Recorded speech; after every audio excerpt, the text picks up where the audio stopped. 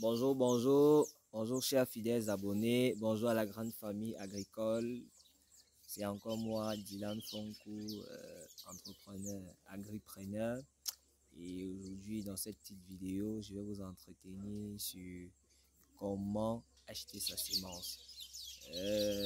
Toi, l'agriculteur amateur qui m'écoute, aujourd'hui, je vais t'entretenir sur comment procéder pour aller acheter ta semence. Les indicateurs sur lesquels tu dois t'attarder lorsque tu dois acheter ta semence. Peu importe la semence que tu achètes. Je vais te proposer aujourd'hui quelques indicateurs et t'expliquer comment faire en fait pour faire le choix de ta semence et voir si ta semence est de qualité. Donc, toi l'amateur qui me suit, pour continuer à bénéficier de ces petits, comment je peux dire ça, de ces petites vidéos qui te permettront de mieux évoluer, de t'améliorer dans ton exploitation, je te conseillerais de continuer à nous suivre et de liker si tu as aimé la vidéo. Sans toutefois tarder, je vais prendre un petit exemple sur une boîte de semences qu'on a ici. Comme tu peux le constater, ça c'est une semence de tomate. Là, c'est une semence de tomate. Et je vais t'entretenir aujourd'hui sur les indicateurs sur lesquels les indicateurs que tu dois rechercher lorsque tu t'engages dans l'achat d'une semence de tomate. Premier indicateur que tu dois t'engager déjà, c'est le nom de la semence. Le nom de la semence est très important. D'abord, pour le choix de ta semence, le nom est très important. Pourquoi le nom de la semence est très important? Parce que sur le nom de la semence, il y a un élément généralement qu'on recherche. Je prends l'exemple de cette semence. Là, on a ici, c'est mentionné tomate Rio Grande. Je crois que c'est inversé là.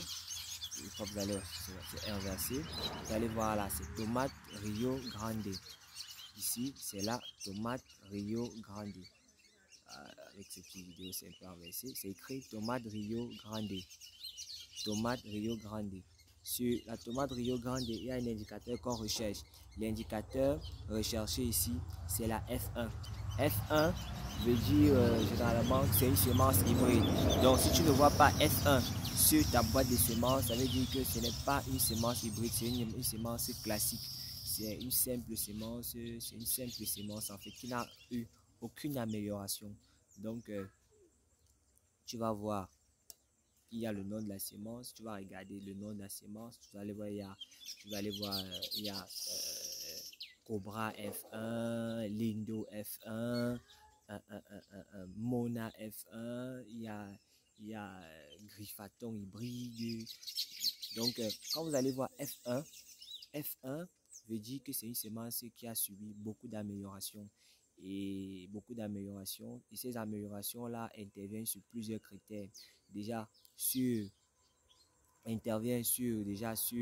capacité de la semence à résister à certaines maladies, la capacité de la semence à résister au climat. Donc l'indicateur F1 sur une semence est très propice dans le choix de la semence. Donc ça veut dire quoi? De toute façon, en gros, si tu ne vois pas F1 dans ta semence, automatiquement c'est pas une semence améliorée, c'est pas une semence hybride, c'est une semence classique. La deuxième chose que vous allez constater, c'est la pureté. Il y a la pureté vous allez voir généralement sur les boîtes de semences, vous allez voir, il y a la pureté, vous allez voir pureté, c'est mentionné à pureté minimum 99%. C'est là, minimum 99%. Lorsque tu vois pureté minimum 99%, la pureté en fait c'est quoi? La pureté en fait c'est le nombre de graines, le pourcentage de graines pures dans la boîte. On achète une boîte comme celle-ci, s'il y a 100 graines dans la boîte, quand ils mettent pureté 99%, ça veut dire que 99% des graines présentes dans cette boîte sont en bon état. En fait, c'est ce que veut dire la pureté. Vous allez voir les semences de maïs, vous allez voir pureté 97%, vous allez voir d'autres semences pureté 96%, d'autres semences vous allez voir pureté 95%, ainsi de suite. Donc la pureté en principe représente le pourcentage de graines pures de pourcentage de graines bonnes dans la boîte. Donc, c'est un peu ça la pureté. Ça, c'est le deuxième indicateur. Le troisième indicateur est le taux de germination.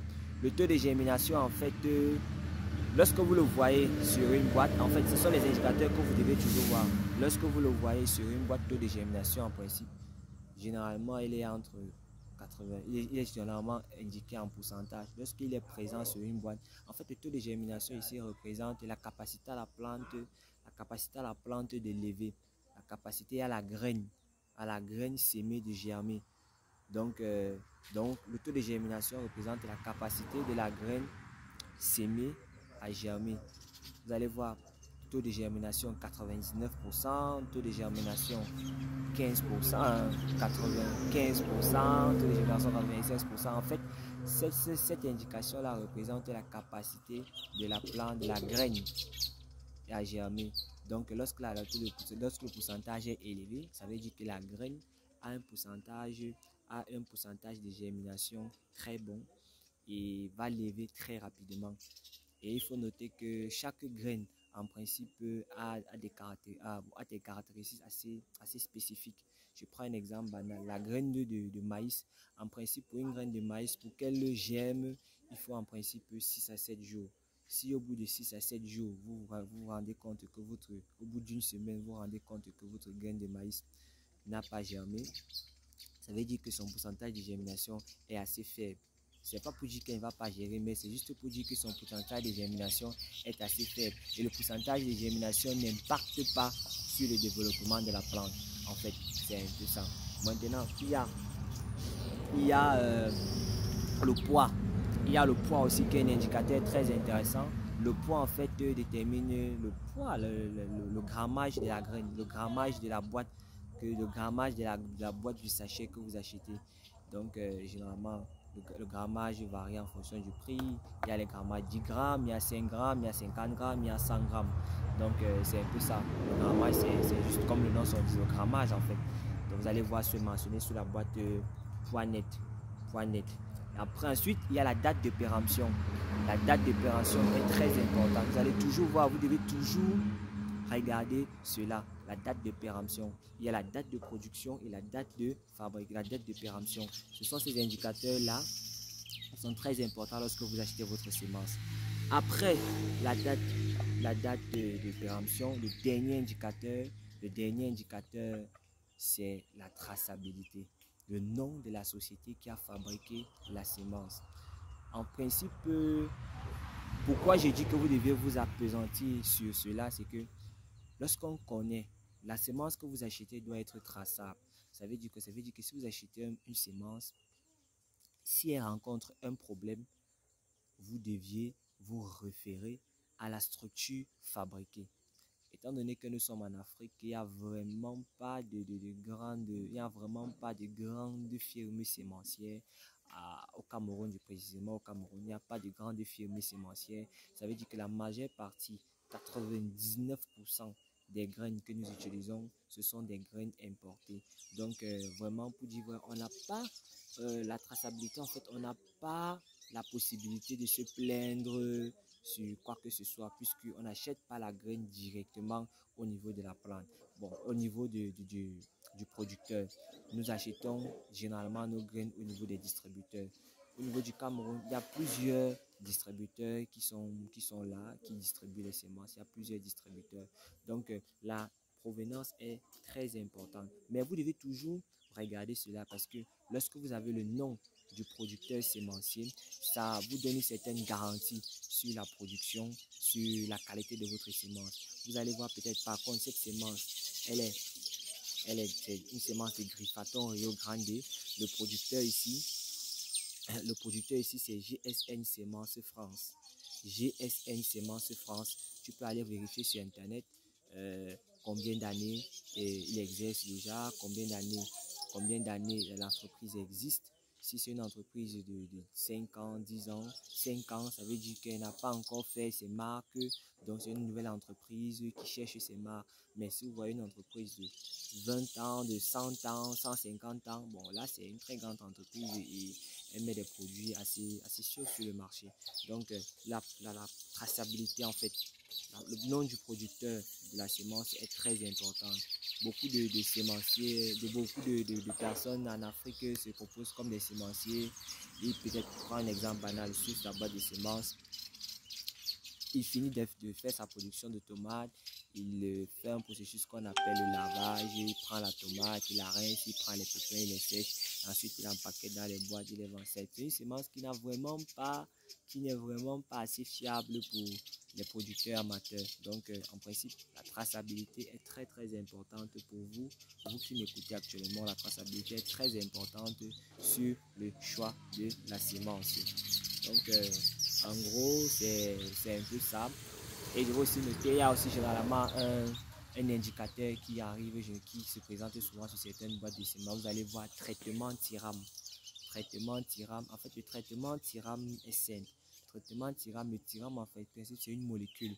C'est un fongicide, c'est une molécule de fongicide de contact qui bloque la reproduction des champignons. Donc, lorsque vous voyez généralement ça sur une semence, vous allez voir le traitement 2 TIRAM.